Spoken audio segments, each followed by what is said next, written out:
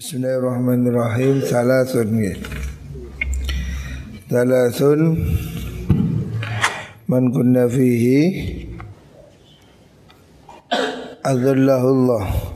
Salasun man kunna fihi adzallahullah tahta arsyih. Niku salasun dai wong telu iku manutai sabane wong kunna kang ono apa salas niki fihi ing daleman adzallahu mongko ngiyup-ngiyupi hu ing man sinten Allahu Gusti Allah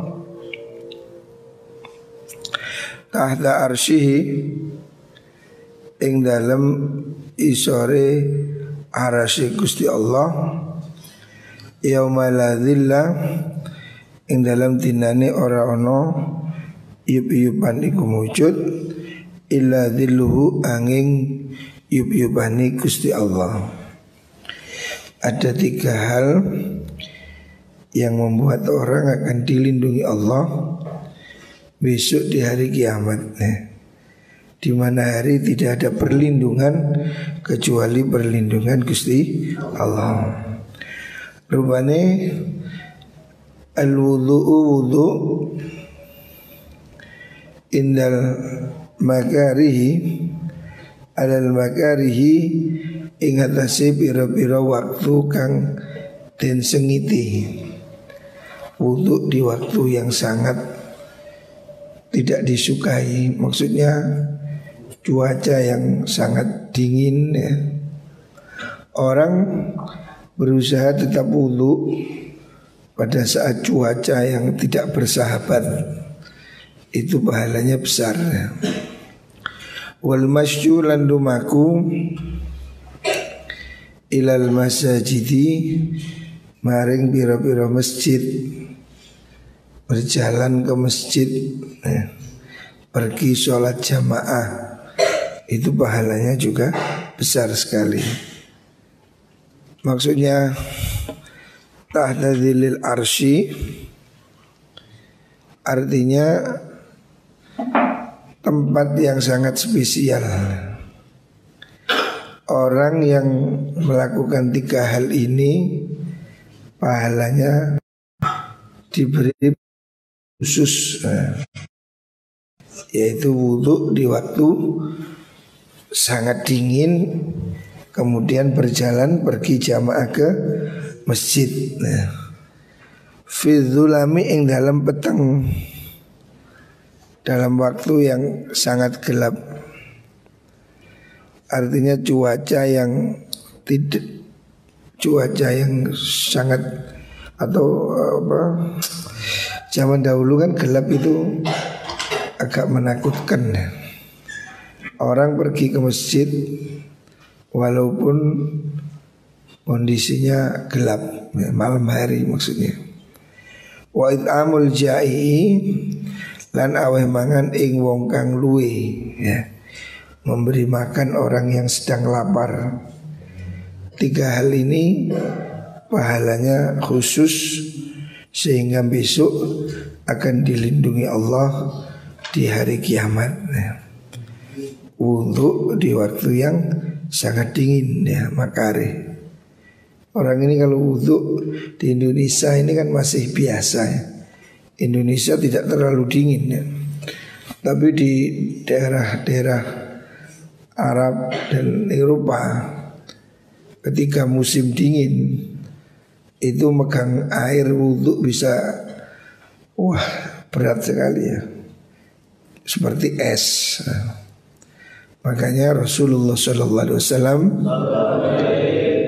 memberikan janji pahala yang besar untuk orang yang wudhu ketika kondisi sangat dingin atau sangat tidak menyenangkan. Terus pergi ke masjid walaupun gelap, Zaman belum ada listrik kan, pergi ke masjid malam itu tantangan. Hari ini kan sudah sedemikian enaknya.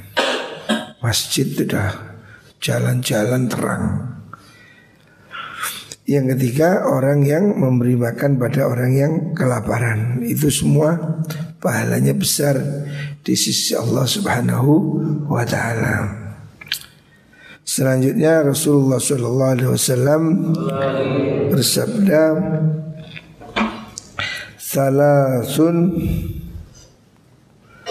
Salasu da'awatin niku mustajabat. Salasu da'awatin telu pira-pira donga iku mustajabatun dan sembatani Gusti Allah. La syakka ora ono mamang iku maujud fihinna ing dalam salas. Ada 3 doa yang manjur, tidak ditolak oleh Allah Subhanahu wa ta'ala. Ada 3 doa yang dijanjikan akan selalu dikabulkan oleh Allah ya, kalau sungguh-sungguh dilakukan. Yang pertama, dakwatus shaimi, dungane wong kang poso, orang puasa ya. Ini doanya manjur. Makanya kita orang Jawa ini kan ada istilah tirakat. Bila mempunyai sesuatu ditirakati, diposoni ya. Puasa untuk tirakat satu hal yang diinginkan. Ini sangat bagus. Seperti kita di pondok ini ada puasa 40 hari ya, untuk kecerdasan.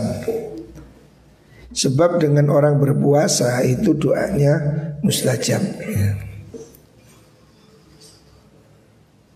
Terus kemudian wa da'watul musafiri, lantungane wong kang musafir, doa orang yang sedang bepergian. Orang pergi ini kan kepayahan ya, berat ya. Doanya juga dikabulkan Allah. Wa da'watul mazlumi, lantungane wong kang den zalimi. Orang-orang teraniaya itu didengarkan doanya oleh Allah Subhanahu wa ta'ala. Jadi jangan sekali-kali berbuat zalim ya, pada siapapun. Sebab orang dizalimi ini doanya akan dikabulkan oleh Allah ya. Makanya selalu saya ingatkan di pondok, jangan sampai mencuri. Sebab itu zalim. Anak di pondok kirimannya terbatas. Kalau dicuri pasti dia sedih ya. Orang kehilangan uang mesti sedih. Apalagi anak pondok ya. Makanya jangan sekali-kali di pondok kamu mencuri. Itu resikonya berat. Sebab doa orang teraniaya itu dikabulkan oleh Gusti Allah.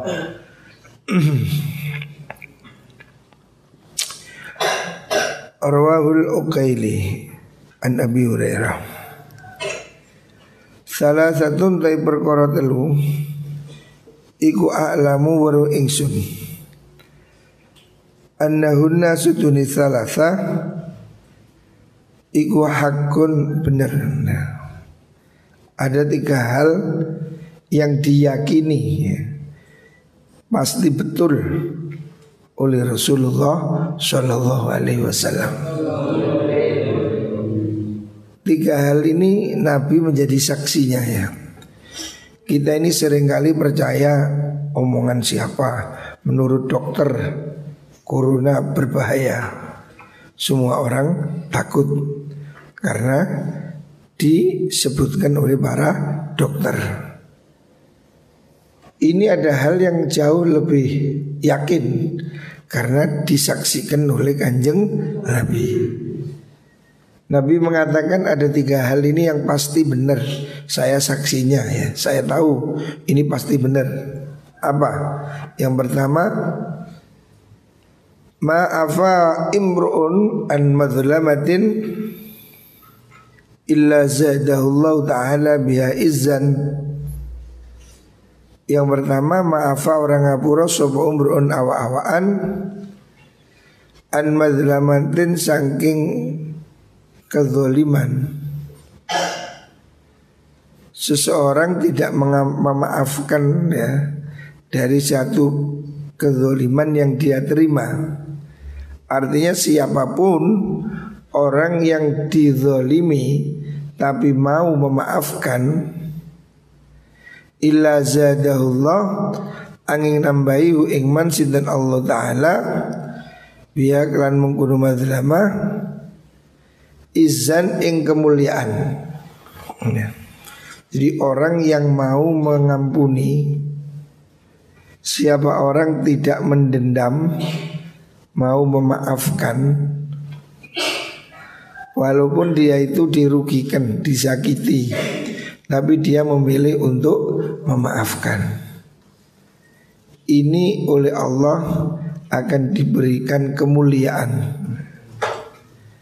Siapa orang tidak suka bertengkar, memilih memaafkan, akan ditambah kemuliaan hidupnya oleh Allah Subhanahu wa ta'ala. Ini ajakan dari Kanjeng Nabi supaya kita jangan suka bertengkar. Walaupun kamu bisa membalas, meskipun kamu bisa membalas tapi kamu tidak membalas, itu pahalanya besar. Walaupun kamu bisa saja melakukan pembalasan yang setimpal, kamu tidak mau bertengkar, memilih mengalah, itu pahalanya akan menambah kemuliaan hidupmu, baik di dunia atau di akhirat. Wa ma fatahalan orang buka sapa rajulun wong lanang ala nafsihi ing atase awak dhewe ne rajul baba mas'alatin ing lawang penjaluan. Seseorang tidak menjadi minta-minta. Arti lainnya, apabila orang itu suka minta. Orang yang suka minta-minta ya, yabtagi kang nyupri sapa wong biha kelawan masalah kasrotan ing akeh bondo. Bila ada orang gak neriman, selalu minta, walaupun sudah punya tapi minta gitu. Orang yang menjadikan mengemis sebagai profesi, itu illa zada angin nambahi hu ingman sapa Allah Ta'ala biha kelan masalah fakron ing kemelaratan. Orang yang masih suka minta walaupun sudah punya. Ini ada orang yang mungkin mentalnya mental pengemis ya. Sudah punya tapi masih minta pada orang lain. Ada sebagian daerah begitu. Di Madura ada sekelompok desa katanya memang profesinya ngemis. Walaupun dia ini mampu, tapi memang dia sukanya minta-minta ya.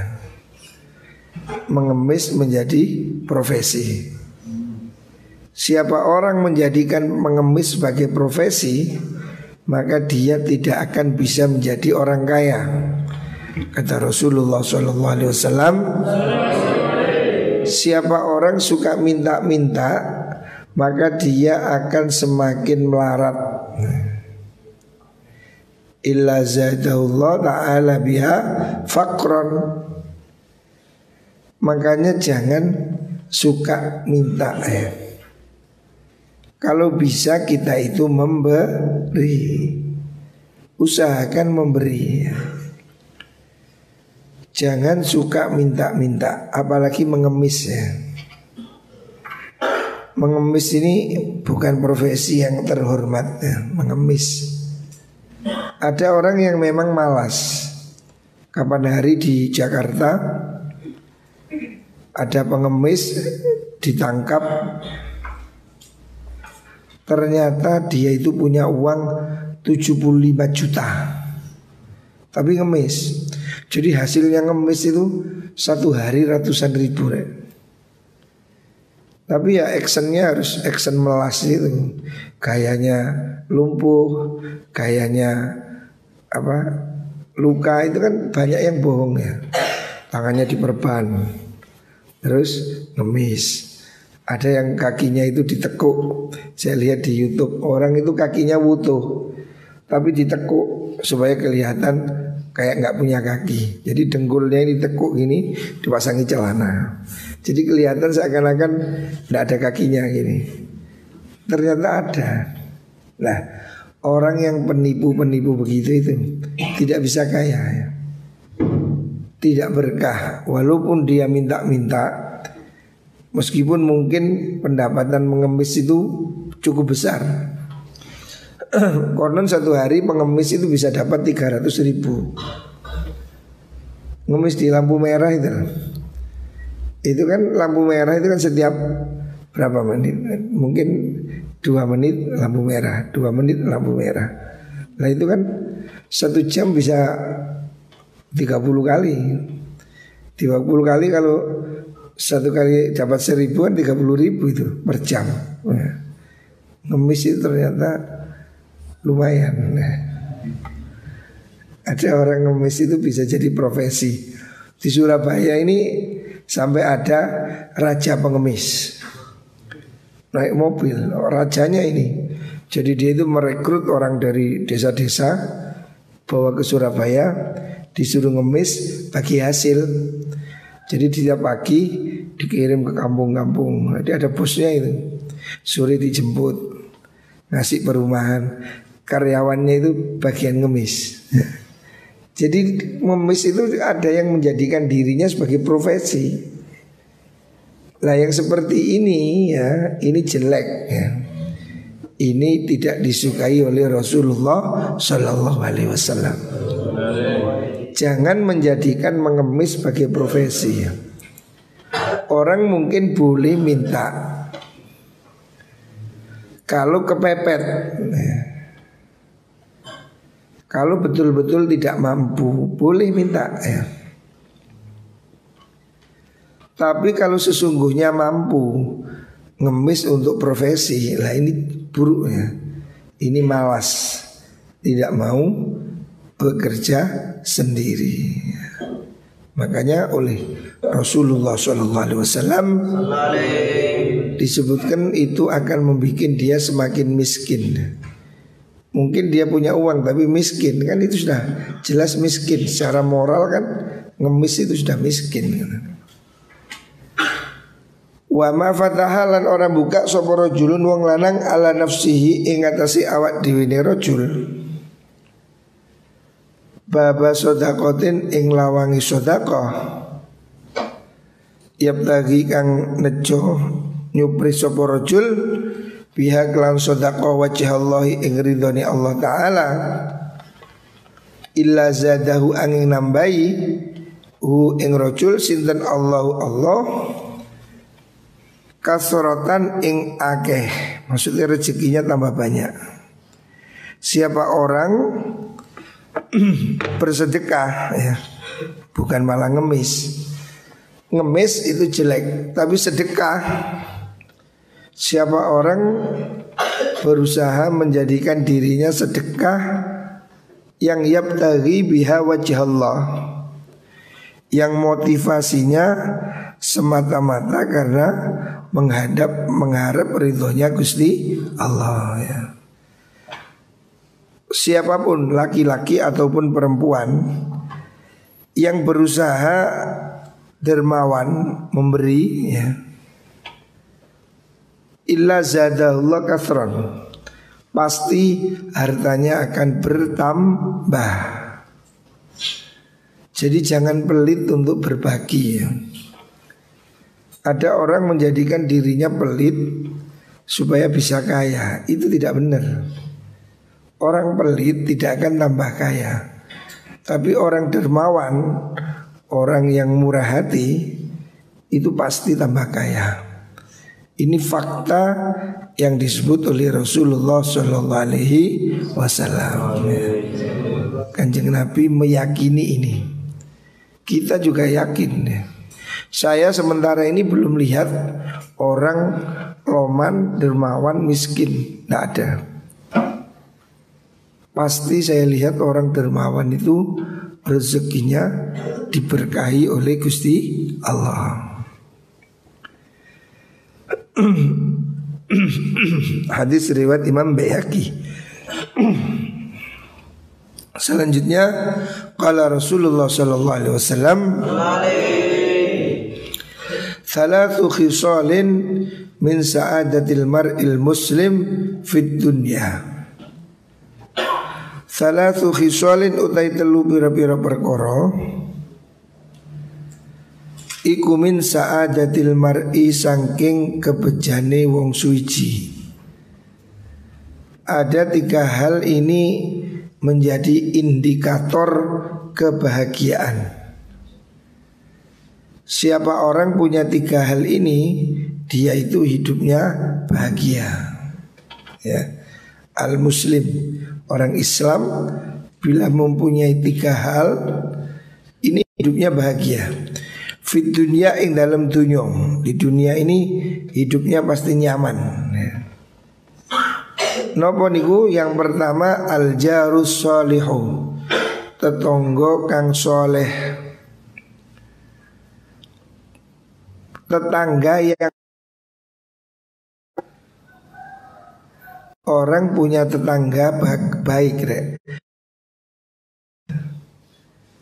Tetangga baik ini tetangga bagaimana? Tetangga yang tidak menyulitkan ya. Tetangga yang kalau kita kesulitan dia mau membantu. Kalau kita senang dia ikut senang. Repot kalau hidup di masyarakat orang-orang reseh, usil. Kita begini diprotes. Padahal tapi memang sudah ya. Ada bawaan memang agak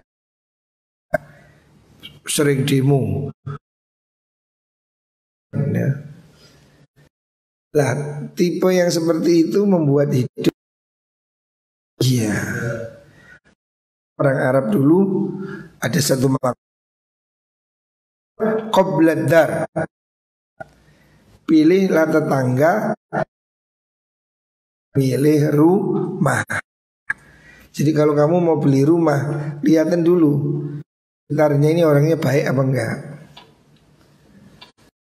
Kalau sekitarmu ini orang-orang yang tidak baik, yang tidak, yang sukanya hura-hura, yang reseh, yang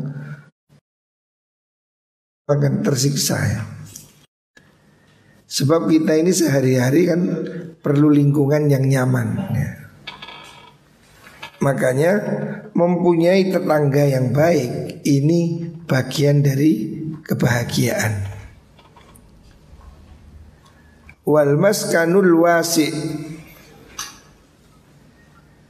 Yang kedua, indikator kebahagiaan itu rumah yang luas. Rumah yang luas maksudnya ya rumah yang di situ bisa diisi banyak orang, yang lebar, yang menyenangkan ya. Rumah ini kalau lebar kan bisa buat lari-lari, nanam pohon, berkebun. Ini sangat menyenangkan. Saya melihat rumah di kota-kota ini kan semakin kecil. Cuma 6 kali 10, 7 kali 12 kan kecil. nggak bisa ubah ya.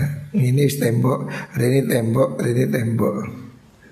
Gak bisa ubah. Apalagi yang RSSS itu. Ada lagi yang rumah tipe berapa itu? Sing cuwil itu. Sing cuma satu kamar itu kan. Itu RSS-nya banyak itu. Rumah sangat sederhana, sulit selonjor, sulit senggama, sulit repot ya. Kekecilian. Kalau bisa punya rumah ini yang agak luas ya. Yang ketiga wal markabul hani.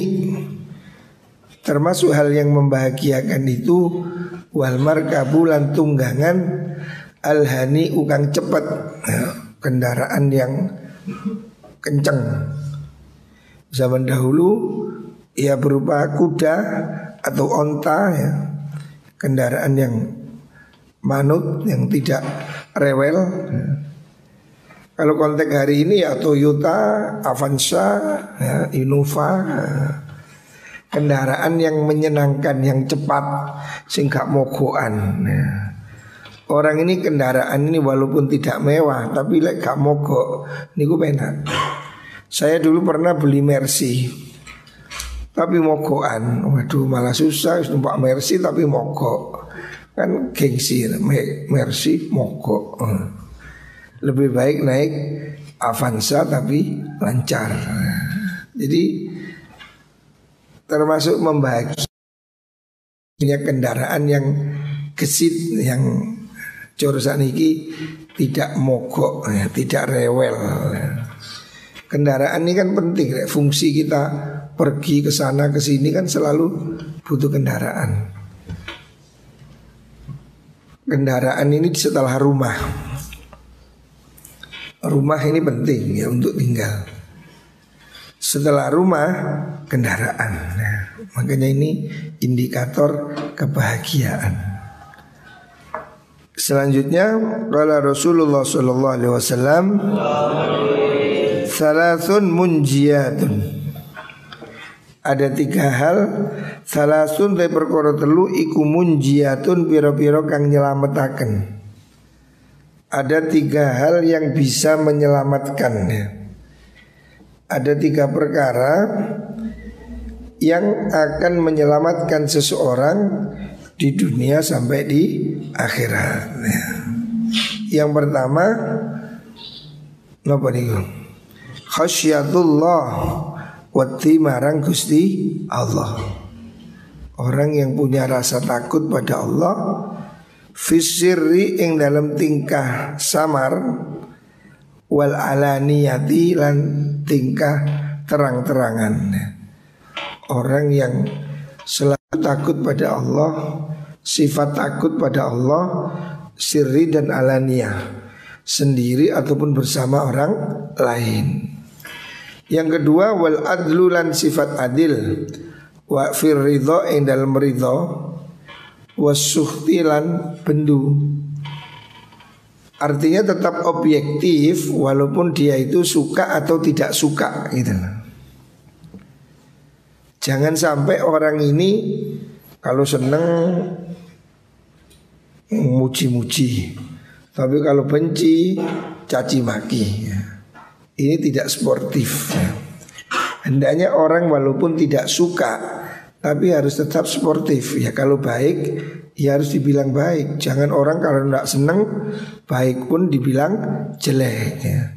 La yajrimannakum syana'u qaumin ala alla ta'dilu. I'dilu huwa aqrabu littaqwa. Jangan sampai kebencian membuat kamu tidak bersikap adil. Jangan sampai kebencian membuat kamu sentimen. Kamu harus tetap adil, sportif, objektif dalam senang ataupun tidak senang. Selanjutnya wal qasdu fil faqri wal ghina. Hendaknya kita ini punya sifat sederhana. Al-qasdu sedengan. Bahasa sekarang ekonomis. hendaknya kamu berusaha hidup sederhana. Fil fakri ing dalam tingkah melarat wal ghina lan sugih.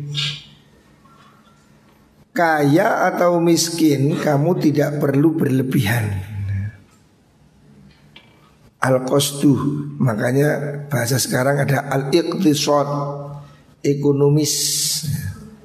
Hendaknya kamu tetap ekonomis walaupun kamu kaya ataupun miskin. Kadang ada orang miskin tapi tidak ekonomis. Ya saya lihat banyak gitu ya. Orang kerjaannya kuli tapi rokoknya gudang garam surya. Ini contoh miskin tapi boros. Mesti ini lek kuli ya rokoknya suka teki atau ngelindeng tengwe. Tak lihat orang itu kerjanya susah tapi rokoknya jisamsu. Supir-supir rata-rata rokoknya jisamsu. Padahal belum kaya. Untuk apa sih rokok iki opo ngono? Sing penting lah beluk. Orang ini gengsi, rokokane jisamsu. Padahal miskin ya. Tapi makso gaya. Nah, ini yang membuat hidup jadi berat ya. Orang ini jadi berat hidup kalau terlalu banyak gaya. Gaya ini membuat hidup jadi berat. Makanya Rasulullah SAW mengingatkan supaya orang ini tetap sederhana, supaya kamu tetap ekonomis walaupun kamu kaya, apalagi miskin. Wasalasun muhlikatun, wasalasun ono perkara telu muhlikatun kang ngrusakaken. Nabi mengingatkan ada 3 hal ini akan membahayakan dirimu. Yang pertama hawan muttaba. Hawa huwa nafsu muttabaun kang denut. Orang mengikuti hawa nafsu itu membuat dia celaka. Hawa nafsu ini kan hawa keinginan untuk bersenang-senang yang tidak sah ya. Hawa nafsu kepingin minum khamr, kepingin zina, kepingin melanggar ya. Semangat untuk membuat kamu tidak benar itu loh, hawa nafsu. Yang kamu ikuti ya, itu mencelakakanmu ya. Orang yang hidupnya tidak mengendalikan nafsunya pasti akan celaka ya. Dia akan berhadapan dengan banyak masalah. Yang kedua,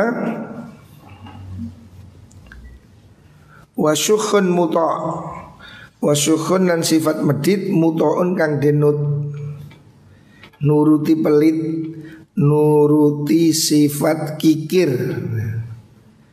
Manusia ini kan dasarnya kan kikir, emanan ya. Lahir bayi kan gegem, kuape kan digegem. Ini sifat yang tidak bagus ya. Jangan nuruti kikir ya. Tidak mau berbagi, tidak mau sumbangan, tidak mau menyantuni orang. Ini akan membuat kamu tidak berkah ya. Yang ketiga wa ijabul mar'i binafsih. Wa ijabul mar'i lan oleh gawe wong suci binafsihi kelawan awak dhewe al mar'u. Sifat yang mencelakakan itu orang menganggap dirinya hebat. Kalau bahasa sekarang apa? Sumbung atau GR. GR apa tau? Ya GR, gede rumongso ya. Duduk gede itu ya. Orang yang merasa dirinya lebih hebat dari orang lain, itu tidak bagus. Membuat dia sombong dan semena-mena. Tidak ingat kalau semua itu dari Gusti Allah. Selanjutnya salasun yudriku bihinnal abdu raghaibad dunya wal akhirah. Salasun utai perkara telu iku yudriku nemui bihinna kelawan salah sopal abdu kawula raghaibad dunya ing pira-pira perkara kang den senengi atau kesenangan dunya wal akhirati lan akhirat. Ada 3 hal yang membuat orang itu merasakan kebahagiaan, kesenangan dunia dan akhirat. Yang pertama as-sabru alal bala. As-sabru rupane sabar alal balai ing atasi bilai. Waridho lan ridho bil qadai kelawan pestene Gusti Allah. Jadi orang ridho dengan takdir ini bagian dari cara untuk menyenangkan diri. Orang menghadapi masalah di dunia ini pasti ada masalah. Tapi kalau orang itu nerimo, ya, itu kehendak Allah, ya tidak ada yang perlu disedihkan. Karena kita yakini qada qadar khairihi wa syarrihi minallahi ta'ala. Kalau kamu bisa menerima kenyataan, maka hidupmu jadi ringan. Ada orang semangatnya lebih tinggi, dia ingin membalas sakit hatinya, jadi orang sukses. Tapi ada orang patah hati, semangatnya rendah, bunuh diri. Sama-sama patah hati. Ada orang patah hati menjadi semangat untuk sukses. Tapi ada orang patah hati kemudian bunuh diri. Karena apa? Beda cara menerima kenyataan. Kalau bahasa ini ridho bil qadha, cara ridho menerima kepastiannya Gusti Allah. Ada orang di penjara, kan sedih. Ada orang di penjara tapi keluar jadi presiden. Contohnya Bung Karno di penjara, keluar jadi presiden. Hidupnya tidak putus, semangatnya tidak jatuh. Tapi ada juga orang yang di penjara stres, sedih, gila, gendeng. Sama-sama di penjara, ada yang bisa jadi presiden, ada yang bisa jadi orang gila. Bagaimana itu? Beda cara menerima kenyataan. Ya, kalau kamu bisa menerima takdir Allah, hidupmu akan menyenangkan. Sebab kita yakini hidup ini baik buruk semua dari Gusti Allah. Yang ketiga wa du'a ulan dungo firidho ing dalem ridho. Maksudnya berdoa dalam keadaan enak, ya, dalam keadaan longgar. Wa du'a'u firrokha'in dalam waktu longgar, ya. Ketika kita keadaan aman, kaya, sehat, berdoalah. Jangan berdoa menunggu miskin, melarat, sakit. Hendaknya kamu mengenal Allah di waktu kamu longgar, supaya Allah mengenal kamu di waktu kamu kesulitan. Dungo jangan ngenteni kepepet. Jangan berdoa ketika kamu susah, tapi berdoalah juga ketika kamu masih bahagia. Ya Allah, syukuri nikmat, berdoalah pada Allah. Ta'arraf rabbaka fir raha ya'rifka fis syiddah. Hendaknya kamu mendekat pada Allah di waktu kamu longgar, supaya Allah mengenal kamu ketika kamu susah. Jangan kalau susah baru nangis, ya Allah, ya Allah. Tapi sehat melakrak, barang tiba sikile cuklek, ya Allah, ya Allah. Jangan berdoa hanya waktu susah. Berdoalah ketika kamu sehat, senang, kaya, berdoalah, ya. Jangan berdoa hanya pada waktu kamu susah. Kalau waktu susah ya memang semua orang berdoa. PKI pun pasti berdoa. PKI komunis yang nggak percaya Tuhan, kalau sudah dibawa todong senjata ya pasti berdoa. Ini jalur nang sopo. Nggak ada orang yang tidak percaya Tuhan itu. Coba PKI itu kalau sudah di depan bedil mau kemana? Ya pasti berdoa ya. Makanya jangan berdoa menunggu susah, tapi berdoalah ketika kamu masih longgar. Salasun yusfina laka Bundire.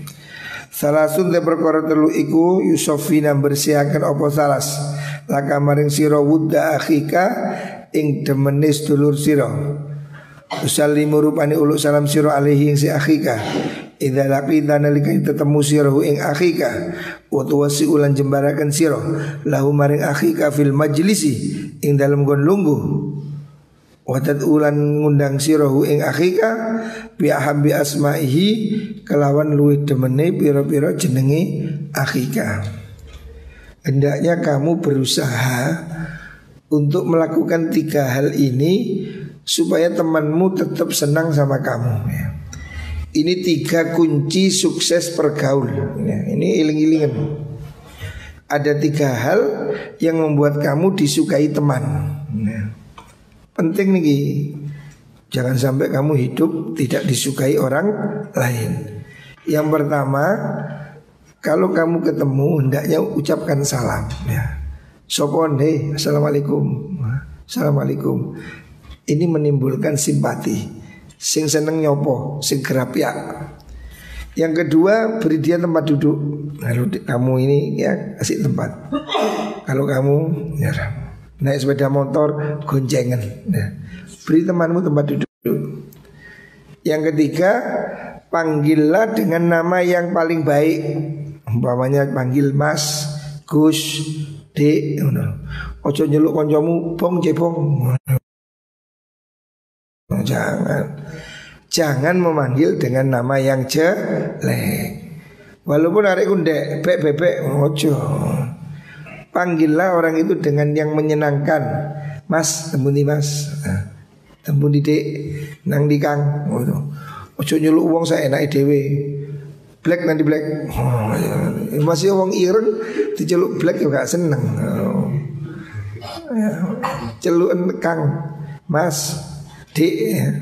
Panggillah temanmu dengan nama yang bagus. Terakhir, salasun man kunna fihi yastakmilu iman. Salah satu dari perkara telu iku man tesapani wong iku kunna ono salasa fihi ku tetep daleman yastakmilu moko dadi sampurna apa imanu iman. Ada 3 hal yang membuat orang imannya sempurna supaya iman kita ini maksimal. Apa itu? Rajulun rupane wong lanang ya la yakhafu kang ora wedi sapa man fillahi dalam Allah laumata laimin ing penyacati wong kang nyacat ya. Kamu itu sempurna iman kalau kamu itu tidak takut dinilai orang ya. Kamu ini jangan hidup ini selalu cari perhatian orang. Biarlah kita ini diperhatikan oleh Gusti Allah. Kalau kamu ini hidup ini masih mengikuti kata orang, ini yang membuat kamu jadi orang yang tidak jelas. Sebab orang ini ada yang senang, ada orang yang tidak senang.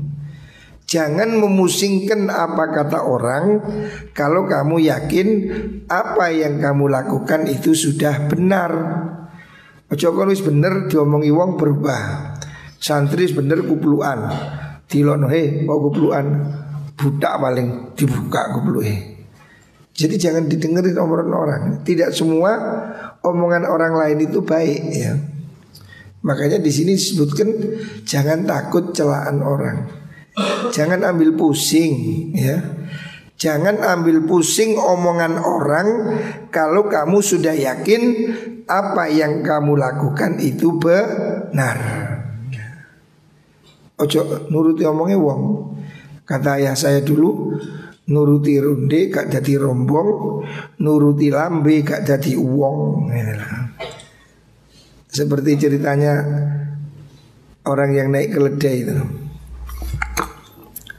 Ada orang ingin beri contoh pada anaknya, jangan dengar omongan orang. Dia jalan nuntun keledai. Keledai itu seperti kuda kecil. Bapaknya nuntun, anaknya naik.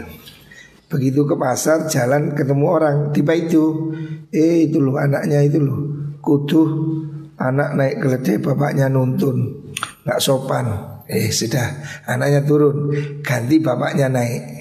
Ketemu orang lain, bapak itu loh gendeng, anaknya suruh nuntun kok tega, bapaknya naik. Masih salah, mudun kabeh wis, luru dituntun bareng. Ketemu orang lain, dilokno maneh. Loh itu loh kok bodoh ya, wong keledai nggak dinaiki, dituntun. Ini goblok ini orang ini. Loh, salah maneh. Ya apa caranya? Tumpaki wong loro, naik keduanya. Ketemu orang, salah lagi. Kok tega keledai kecil dinaiki dua orang, nggak berperi kehewanan ini. Ditumpaki wong loro, salah maneh. Akhirnya dipikul wong loro. Ya wis dipikul wong loro. Keledainya yang dipikul. Oh gendeng wong keledai ditumpikul. Akhirnya gendeng itu yang terakhir.